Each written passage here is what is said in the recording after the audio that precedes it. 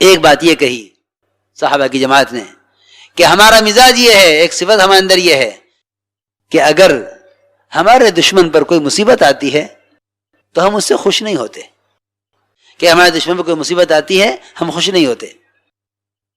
یہ بہت اہم بات ہے. میرے دوستو عزیزو، بڑے غم افسوس کی بات یہ ہے کہ اس زمانے میں مسلمانوں کا جذبہ غیروں کے بارے میں صحابہ اکرام کے جذبے سے بہت مختلف ہو گیا.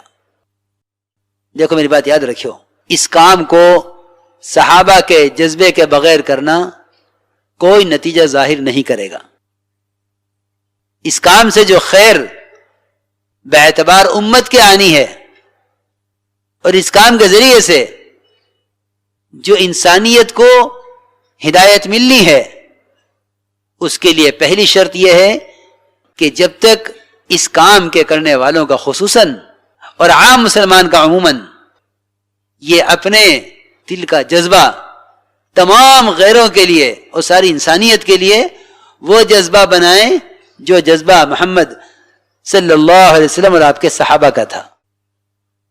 اگر وہ جذبہ نہیں ہے تو سچی بات بتا دوں کہ خدا کی قسم پھر ہم داعی نہیں ہیں. میرے دوستو عزیزو، میں نے ایک بات عرض کی ہے کہ صحابہ نے آ کر یہ کہا کہ اگر ہمارے دشمن پر کوئی مصیبت آتی ہے ہم اس سے خوش نہیں ہوتے.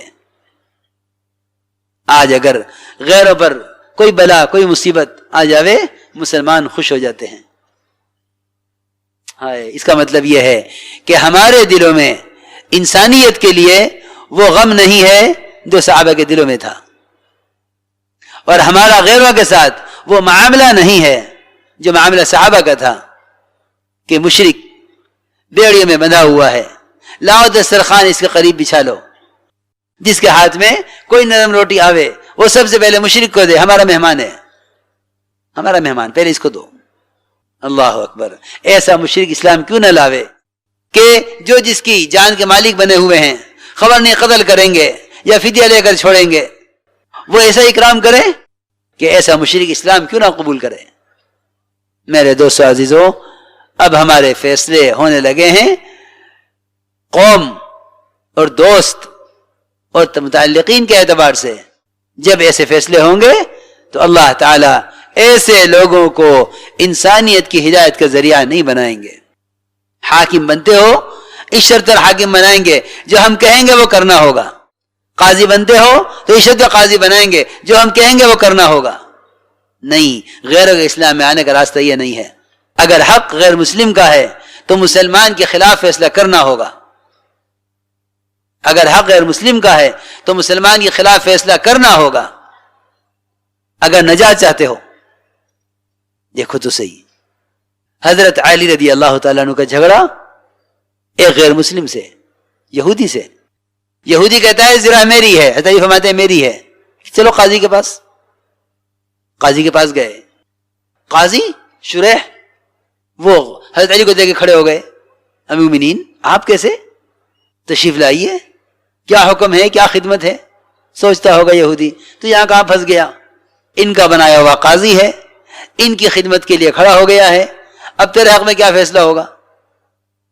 علی رضی اللہ تعالیٰ عنہ کو بٹھایا قاضی نے اپنی کرسی پر، جج کی کرسی پر حضرت علی بیٹھے اور قاضی نیچے بیٹھا یہودی کے برابر میں، اور نیچے بیٹھ کے پوچھا مومنین کیا حکم ہے؟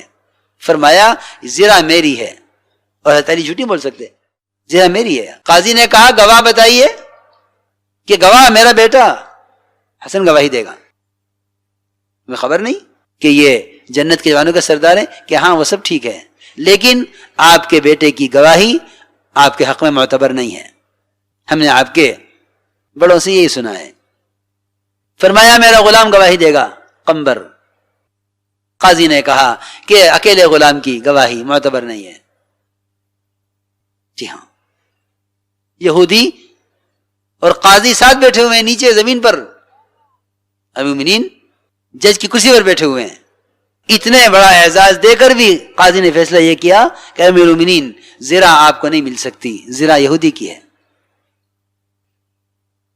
اس لیے میرے دوستو عزیزو، میں یہ عرض کر رہا ہوں کہ جب تک اس کام کے کرنے والوں کا خصوصاً اور عام مسلمان کا عموماً اس کام کے کرنے میں مزاج صحابہ نہیں ہوگا کہ غیروں کے لیے کتنی وسعتیں تھیں.